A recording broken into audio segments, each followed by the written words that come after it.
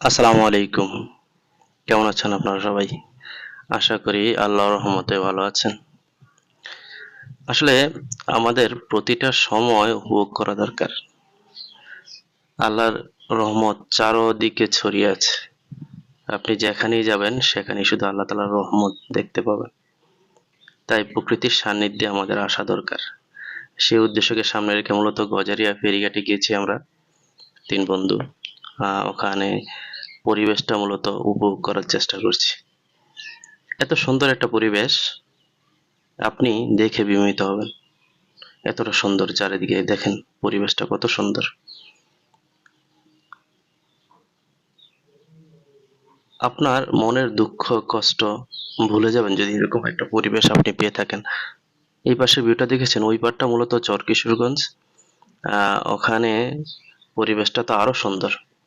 যদিও বর্ষা ছাড়া যদি আপনি আসেন এখানে, বর্ষার সময়টা ছাড়া যদি আপনি আসেন তাহলে একটা মিনি কক্সবাজারের ফ্লেভার আপনি এখান থেকে পেয়ে যাবেন। ওখানের পরিবেশটা অনেক সুন্দর। বর্তমানে সাধারণত বর্ষা হওয়াতে ওখানের পাড়গুলো পানিতে ডুবে গেছে। সেই জন্য ওখানে আসলে শুধু তেমন কিছু নাই। আল্লাহ তাআলা এই নদীতে এত ধরনের রহমত আল্লাহ তাআলা দিয়ে দিয়েছেন যা কল্পনার বাইরে। কত ধরনের সম্পদ আছে আমরা একবারও চিন্তা করতে পারি না। আমরা তো আমাদের ক্ষুদ্র জ্ঞানে আসলে কল্পনাতীত যে কত ধরনের রহমত আল্লাহ তাআলা এখানে দিয়ে দিয়েছেন। এর বিশালতা কি? নদীর কাছে গেলে মূলত আপনার মন যেরকম আনন্দে উদ্দোলিত হবে, তেমনি আপনার মনের যত দুঃখ কষ্টগুলো কেটে যাবে আমি আশা করি। যখনই আপনি হতাশায় ভুগবেন, তখন এই নদীর কাছে এসে আপনার হতাশাগুলোকে এখানে ছুঁড়ে ফেলে দিবেন। পারলে জোরে একটা চিৎকার করবেন। কারণ চিৎকার করে এখানের কষ্টগুলো এখানেই রেখে যাবেন। বাড়িতে আর নিয়ে যাবেন না।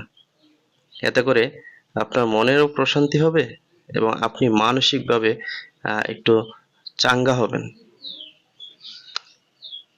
নদীর মধ্যে আমি আশ্চর্য হই মূলত এই যে আল্লাহ তাআলার রহমত আপনি যদি খুঁজে না পান, দেখেন কত বড় বিশাল বিশাল জাহাজগুলো নদীর মধ্যে বেশ ভাসমান অবস্থায় রয়েছে। কে ভাসিয়ে রেখেছে? আমার আল্লাহ ছাড়া আর কে হতে পারে এরকম? লোহা সাধারণত ডুবে যায়, তাই না?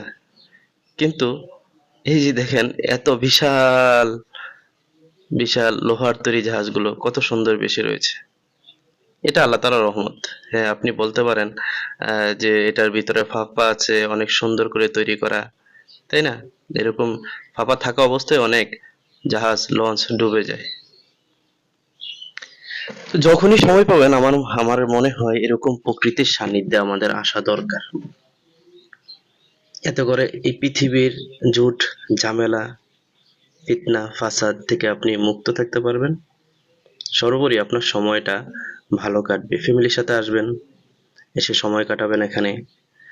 আরো ছেলে মেয়েদেরকেও নিয়ে আসবেন, নদীর বিশালতা দেখাবেন, প্রকৃতি দেখাবেন। এত সুন্দর পরিবেশ আসলে আপনি কোথাও খুঁজে পাবেন বলে আমার মনে হয় না। আকাশটা যদিও একটু মেঘাচ্ছন্ন, তারপরও এখানে পরিবেশটা অসাম, অমায়িক। ওই যে ওখানে দেখতে পাচ্ছেন বিশালতা, কত সুন্দর নির্মল পরিবেশ।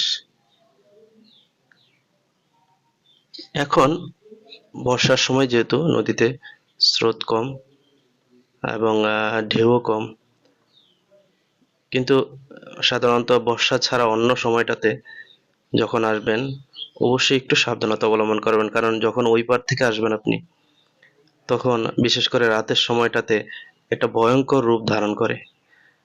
কারণ আহ, নদী যখন নদী পারাপার হবেন নর্মালি নদীটা যেই ট্রলার গুলো দিয়ে, এই ট্রলার গুলো এত জোরে আছাড় মারে পানিতে, মনে হয় যে ফেটে যাবে। আর ওই যে ওখানে একটা মসজিদ দেখতে পাচ্ছেন, আপনি এখানে আসলে এই মসজিদের সান্নিধ্যে আসলে আপনার মনে হয় না খেয়েও আপনি ২-৪ দিন কাটিয়ে দিতে পারবেন। এত সুন্দর আল্লাহ তাআলার রহমত এখানে। বাতাস চারিদিকে মনে হবে যেন মানে প্রাকৃতিক এসিতে আছেন আপনি। যাই হোক, আপনাদের উদ্দেশ্যে মূলত ভিডিওটি করা। যদি ভালো লাগে শেয়ার করে দিবেন এবং আমার জন্য দোয়া করেন। ভালো থাকবেন সবাই। আসসালামু আলাইকুম ওয়া রাহমাতুল্লাহি ওয়া বারাকাতুহু।